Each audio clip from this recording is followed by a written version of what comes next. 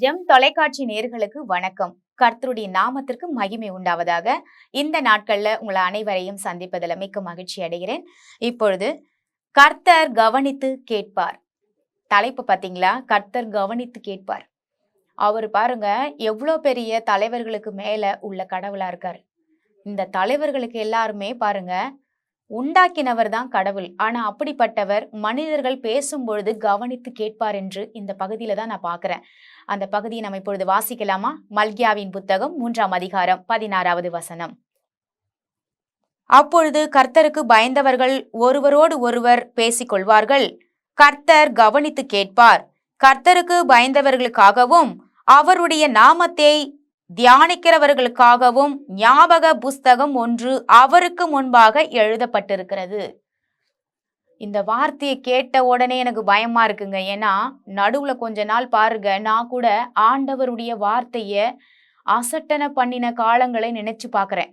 ஏன்னா ஆண்டவர் 2 பேர், அதாவது ரட்சிக்கப்பட்ட மனிதர்கள் 2 பேர் பேசிக்கும் பொழுது உத்து கவனிப்பாராம். உத்து கவனிக்கிறதுன்னா என்ன தெரியுங்களா? பக்கத்துல ஒரு ஆள் இருந்தாதாங்க உற்று கவனிக்க முடியும். அப்போ பரிசுத்தவான்கள் பேசிக்கொண்டு இருக்கும் பொழுது ஆண்டவர் உற்று கவனிப்பாராம். எந்த அளவுக்கு உற்று கவனிப்பாருன்றது எனக்கு தெரியல. ஆனா ஆர்சி பைபிள்ல இப்படிதான் வருது பாருங்க, உற்று கவனிப்பார் அவரு. அப்போ தேவன் சாதாரணமா கவனிக்கல. நம்மள எல்லாரும் பேசிட்டு இருக்கும் போது சாதாரணமா ஏதோ பேசிட்டு இருக்காங்க பக்கத்துல இருக்கவங்கன்னு சொல்லிட்டு நம்ம இந்த பக்கம் திரும்பி பேசிக்கிட்டு இருப்போம். அந்த மாதிரி இல்லாம ஆண்டவர் நம்ம பேசும் பொழுது பாருங்க, ரட்சிக்கப்பட்டவர் ஒருவரோடு ஒருவர் பேசும் பொழுது மிக ஜாக்கிரதையாக இருக்கணும்னு சொல்லிதான் நான் இந்த வேத பகுதியை வாசிக்கும் பொழுது கற்றுக்கொண்டேன். ஏன்னா ஆண்டவர் பிள்ளைகளுக்கு இடையே பாருங்க பாவமான வார்த்தைகளை பாருங்க பேசிக்கொண்டிருந்த அந்த இடத்துல ஞாபக புஸ்தகத்துல என்ன எழுதி இருப்பாங்க? அந்த இடத்துல கடைசி நாட்கள்ல பாருங்க ஆண்டவருக்கு வார்த்தையின் மித்தம் கணக்கு கொடுக்கணுமா? நம்ம ஆண்டவருடைய வருகையில கடைசி நாட்கள்ல வார்த்தைக்கு கணக்கு கொடுக்கணும்னா எங்க போய் நிக்கிறது? அப்போ வார்த்தை குறித்து எனக்கு ரொம்ப பயமா இருக்குங்க. ஏன்னா ஆண்டவர் வார்த்தையாக தான் இருக்கிறார். வார்த்தைக்கு பாருங்க தேவன் வல்லமையை கொடுத்திருக்கிறார் மனிதர்களுக்காக.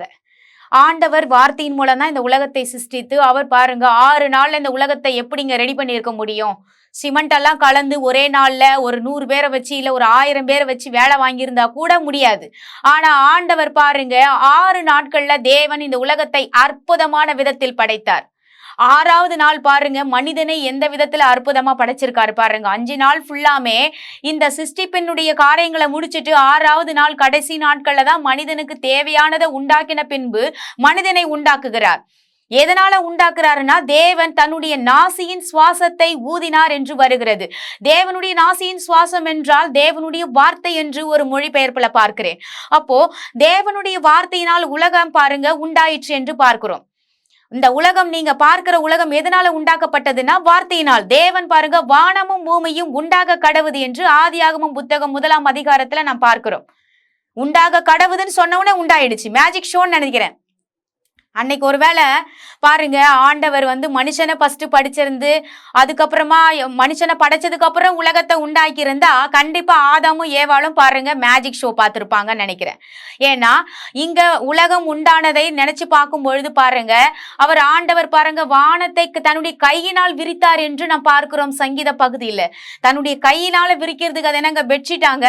அப்படிப்பட்ட வல்லமை உள்ள தேவன் எதனால அவர் இந்த காரியங்களை செய்தார் அப்படின்னா வார்த்தையின் மூலம்தான் இந்த உலகத்தை அவர் உண்டாக்கினார்.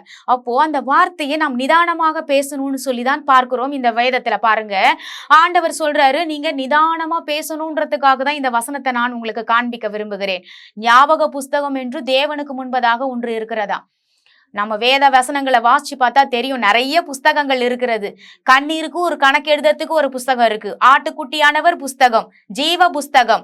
அப்போ ஞாபக புஸ்தகமும் ஒண்ணு இருக்குங்க. இங்க ஞாபக புஸ்தகம் எது குறித்து அப்படின்னா 2 பரிசுத்தவான்கள் 2 பேர் ரட்சிக்கப்பட்ட மனுஷங்க என்னெல்லாம் பேசிக்கிறாங்கன்னு சொல்லி ஆண்டவர் நடுவுல இருந்து பாருங்க உற்று கவனிக்கிறாராம்.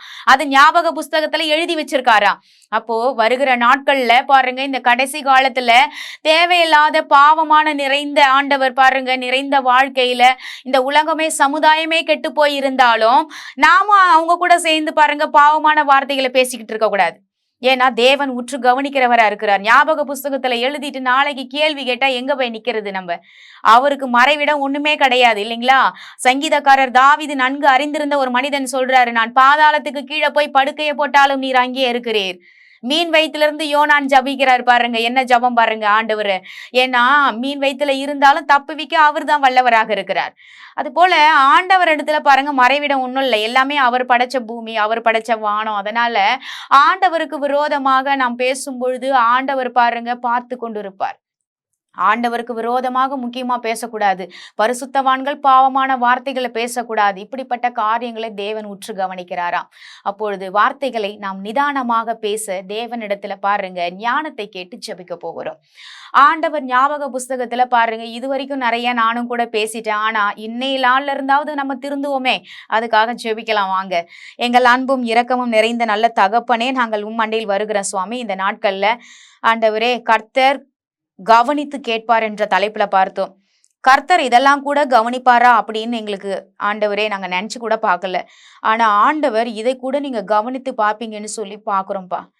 2 பேர் பேசிட்டு இருக்கும் பொழுது உற்று கவனித்தா அதுக்கு ஒரு புத்தகத்தை வச்சு இவங்க இதெல்லாம் பேசுறாங்கன்னு சொல்லி எழுதி வச்சு, ஆண்டவரே அந்த வார்த்தைக்கு நீங்க கணக்கு கேட்டா நாங்க எங்க போய் நிக்கிறதுப்பா? இது வரைக்கும் நாங்கள் பேசின ஒவ்வொரு வார்த்தைகளையும் என் தேவன் உம்முடைய ஆண்டவரே வல்லமையினால தவறான வார்த்தைகளை அழித்து ஆண்டவரே இனி நாங்கள் பேசுகிற ஒவ்வொரு வார்த்தைகளையும் உம்முடைய வார்த்தையாக, தேவனுக்கு பயந்து பேசுகிற ஒவ்வொரு வார்த்தையாகவும் நீர் ஆண்டவரே எங்களை பயன்படுத்துங்க சுவாமி. எங்கள் நாவை உம்முடைய கரத்துல நாங்கள் ஒப்பு கொடுக்கிறோம். எங்கள் நாவுக்கு நீங்கள் காவல் வைப்பீராக தகப்பனே. ஆண்டவரே ஒவ்வொருத்தரையும் நாங்கள் பேசும் பொழுது மற்றவர்களை காயப்படுத்துகிற வார்த்தை, தேவனுக்கு பிரியமற்ற வார்த்தையை நாங்கள் பேசாத வண்ணமாக எங்கள் ஒவ்வொருவரையும் ஆண்டவரை பேசும் பொழுது தேவன் பார்க்கிறார் என்ற ஞாபகத்தை கொடுத்து அதில் பேசுற வார்த்தைகளை ஞானத்தோடு பேச எங்களுக்கு உதவி செய்யும்படியாக உம்முடைய கரத்துல நாங்கள் எங்களை ஒப்பு கொடுத்து வேண்டிக் கொள்ளுகிறோம் ஜீவனுள்ள நல்ல தகப்பனே. ஆமேன். கர்த்தர் நம் அனைவரையும் ஆசீர்வதிப்பாராக. God bless you.